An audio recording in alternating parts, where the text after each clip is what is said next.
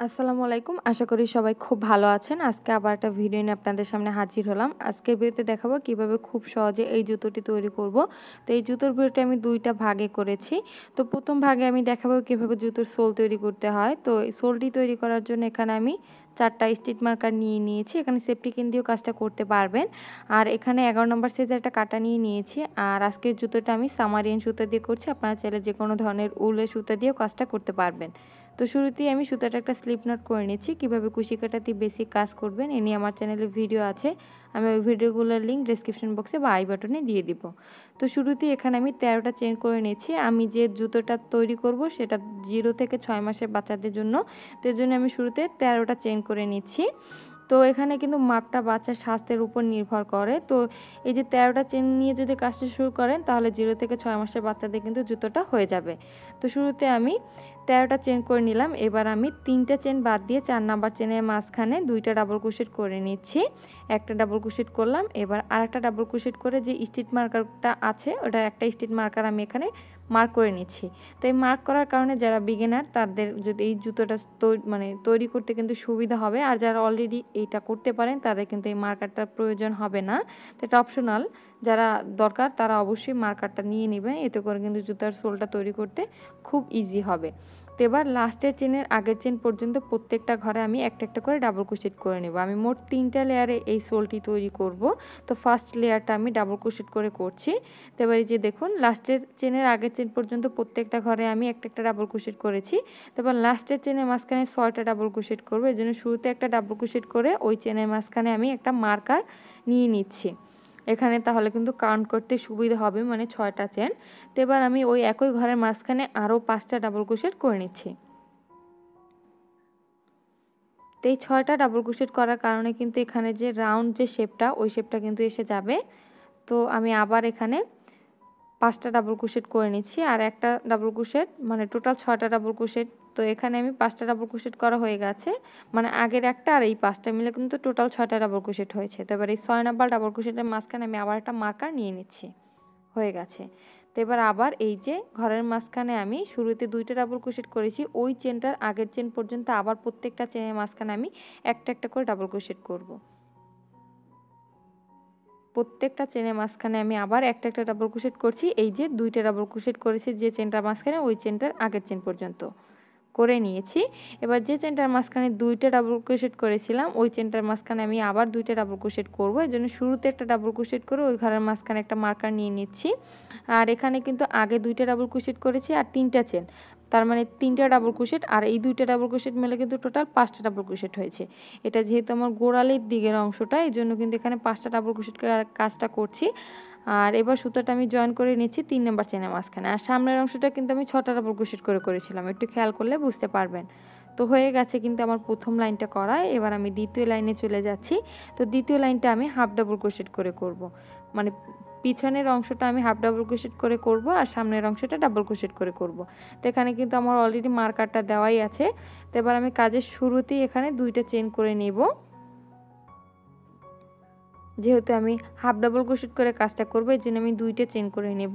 তো এখানে 2টা চেন করে নিলাম। এবার ওই একই চেনের মাঝখানে একটা হাফ ডাবল ক্রোশেট করে নিচ্ছি। তাহলে ওই 2টা চেন আর একটা হাফ ডাবল ক্রোশেট মিলে কিন্তু একটা চেনের মাঝখানে আমার 2টা হাফ ডাবল ক্রোশেট হয়ে গেল। তারপর এই যে মার্কারটা, মানে মার্কার পর্যন্ত কিন্তু এখানে আমার 2টা চেন আছে। তো ওই 2টা চেনের মাঝখানে আমি 2টা ডাবল ক্রোশেট করব, মানে 2টা চেনের মাঝখানে টোটাল 4টা ডাবল ক্রোশেট হবে। তো শুরুতে মানে প্রথম যে চেনটা আছে ওই চেনের মাঝখানে আমি 2টা ডাবল ক্রোশেট করলাম। এবার এই যে মার্কারটা খুলে ওই চেনের মাঝখানে আমি 2টা ডাবল ক্রোশেট করে দেন মার্কারটা আবার লাগিয়ে নিব। তো এই মার্কারটা লাগানোর কারণে আপনার পরবর্তী যে লাইনটা করবেন ওই লাইনটা করতে কিন্তু সুবিধা হবে, এই জন্যই কিন্তু এই মার্কারটা লাগানো। এবার আর কিছুই না। তো দেখুন 2টা হাফ ডাবল ক্রোশেট করে ওই ঘরের মাঝখানে মার্কারটা লাগিয়ে নিলাম। তো এবার একটু খেয়াল করে দেখুন এই যে এখানে সামনের অংশের যে 6 নম্বর চেনের প্রথম যে চেনটার মাঝখানে মার্কারটা আছে ওই চেনের আগের চেন পর্যন্ত প্রত্যেকটা চেনের মাঝখানে আমি আবার একটা একটা করে হাফ ডাবল ক্রোশেট করে নেব। প্রত্যেকটা চেনের মাঝখানে আমি একটা একটা করে হাফ ডাবল ক্রোশেট করে নিচ্ছি।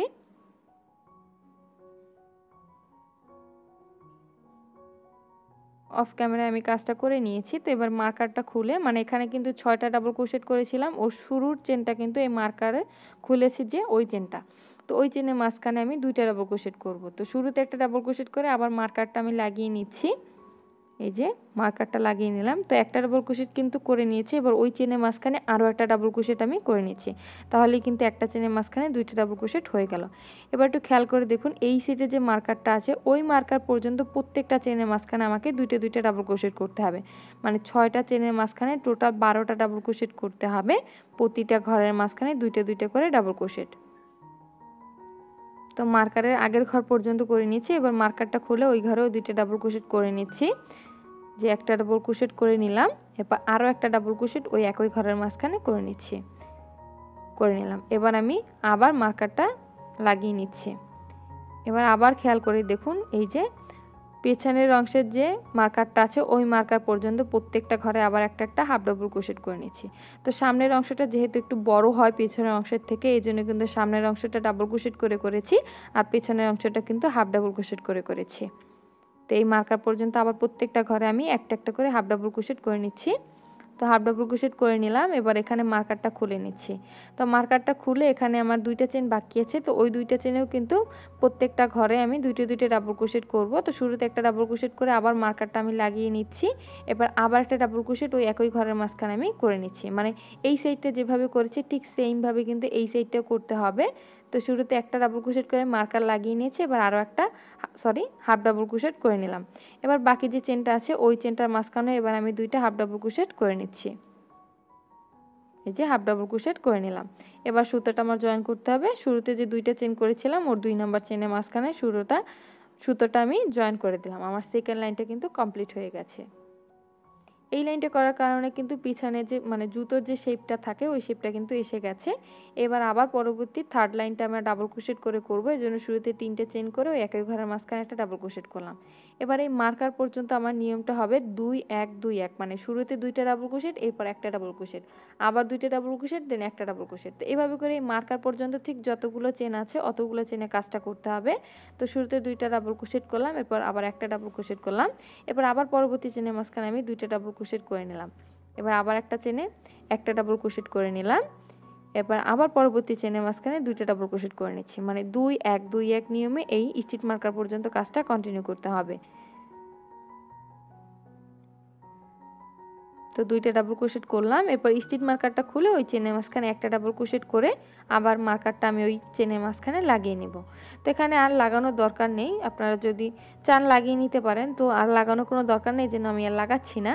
তো এবার একটু খেয়াল করে দেখুন এই যে মাঝখানে যে অংশটা মানে এই যে স্টিচ মার্কারের আগ পর্যন্ত যতগুলো চেন ওই প্রত্যেকটা চেনে আমি আবার একটা করে ডাবল ক্রোশেট করে নিচ্ছি, প্রত্যেকটা চেনে আবার একটা করে ডাবল ক্রোশেট করে নিচ্ছি। ডাবল ক্রোশেট করা হয়ে গেছে। তো এখানে আবার মার্কারটা খুলে সামনের অংশে কাজটা শুরু করছি, মানে মার্কার খুলেছি যে চেনে ওই চেনের মাঝখানে আবার প্রথমে 2টা ডাবল ক্রোশেট করে নেব। তো একটা ডাবল ক্রোশেট করে মার্কারটা আমি লাগিয়ে নিচ্ছি, এই যে মার্কারটা লাগিয়ে নিলাম, এবার আবার ওই চেনের মাঝখানে একটা ডাবল ক্রোশেট করে নিচ্ছি, তাহলে কিন্তু একটা চেনের মাঝখানে 2টা ডাবল ক্রোশেট হয়ে গেল। তো এবার আবার ঠিক এই পেছনের অংশটা যেভাবে করছি সামনের অংশটাও ঠিক ওইভাবে, মানে 2-1-2-1 ওই প্যাটার্নে করতে হবে এই স্টিচ মার্কার পর্যন্ত, মানে শুরুর চেনে 2টা ডাবল ক্রোশেট করলাম, এরপর সেকেন্ড চেনে একটা ডাবল ক্রোশেট, এবার আবার থার্ড চেনের মাঝখানে 2টা ডাবল ক্রোশেট, দেন ফোর্থ চেনের মাঝখানে একটা ডাবল ক্রোশেট। তো এভাবে করে এই যে সামনের অংশে যে টোটাল 12টা চেন আছে 12টা চেনেই এই প্যাটার্নটা কন্টিনিউ করতে হবে, মানে শুরুতে 2টা ডাবল ক্রোশেট, এর পরবর্তী চেনে একটা ডাবল ক্রোশেট, আবার 2টা ডাবল ক্রোশেট, দেন পরবর্তী চেনে একটা ডাবল ক্রোশেট। তো এইভাবে করে এই পাশে যে মার্কারটা আছে ওই মার্কার পর্যন্ত আমি প্যাটার্নটা করে নিচ্ছি। তো এই কাজটা করার কারণে মানে আমার কিন্তু এই যে লাইনগুলো কিন্তু ব্যালেন্স হচ্ছে। এখানে যদি প্রত্যেকটা ঘরে আমি 2টা ডাবল ক্রোশেট করতাম তাহলে কিন্তু আমার সামনের অংশটা আরও বেড়ে যেত।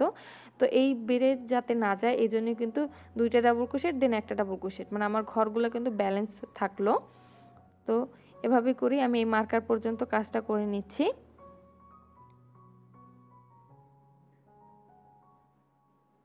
এই মার্কারের আগের চেনে আমার 2টা ডাবল ক্রোশেট পড়লো, এবার তাহলে হিসাব মতো কিন্তু মার্কারের যে চেনটা আছে ওই চেনে আমার একটা ডাবল ক্রোশেট পড়বে। তো এখানে আমার ঠিক হিসাব অনুযায়ী ঠিক যেভাবে পড়বো ওইভাবেই আমাকে কাজটা করতে হবে, এখানে একবারেই কোনো কাজ করা যাবে না, তাহলে কিন্তু ঘর বেড়ে যাবে। তো এই যে দেখুন একটা ডাবল ক্রোশেট পড়েছে যেহেতু স্টিচ মার্কারের ঘরে, তো ওই ঘরে একটা ডাবল ক্রোশেট করে মার্কারটা আবার লাগিয়ে নিলাম। এবার আবার অপর যে মার্কারটা আছে ওই মার্কার পর্যন্ত প্রত্যেকটা চেনের মাঝখানে একটা একটা করে আবার ডাবল ক্রোশেট আমি করে নিচ্ছি, মানে প্রত্যেকটা চেনের মাঝখানে আবার একটা একটা করে ডাবল ক্রোশেট। মূলত কিন্তু কাজটা আমার হয়েছে সামনের অংশে, মানে সামনের অংশে আর পিছনের অংশে, আর মাঝখানের যে প্যাটার্নটা ও প্যাটার্নটা কিন্তু আমার একই নিয়ম রয়েছে, শুধুমাত্র ডাবল ক্রোশেট আর হাফ ডাবল ক্রোশেট করে কাজটা করেছি। এবারে কিন্তু আর কিছুই না, খুবই সহজ, একটু খেয়াল করলেই বুঝতে পারবেন। তো এবার আবার পরবর্তী মার্কারটা খুলে প্রথমে দুইটা ডাবল ক্রোশেট করে নিচ্ছি ওই মার্কারের ওই চেনটার মাঝখানে, দেন পরবর্তী ঘরে একটা ডাবল ক্রোশেট, মানে ঠিক আগে মানে যেভাবে করেছি 2 1 2 1 ওই নিয়মে বাকি চেনগুলোতে কাজটা করতে হবে।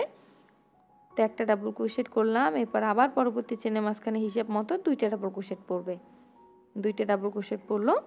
এবার আবার একটা চেন বাকি আছে, ওই চেনের মাঝখানে একটা ডাবল ক্রোশেট, এরপর আবারও মানে আর একটা চেন বাকি আছে, তো এখানে আবার দুইটা ডাবল ক্রোশেট করে সুতাটা জয়েন করলে কিন্তু আমার এই সোলটা তৈরি হয়ে যাবে।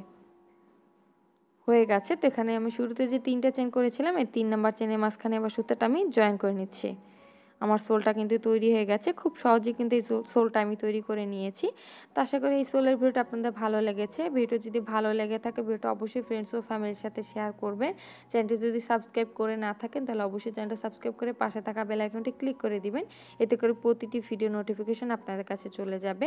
আর আগামী ভিডিওতে ইনশাল্লাহ আমি পুরো জুতোটি তৈরি করে দেখাবো। তো ততক্ষণ পর্যন্ত চ্যানেলের সাথেই থাকুন, চোখ রাখুন। ধন্যবাদ।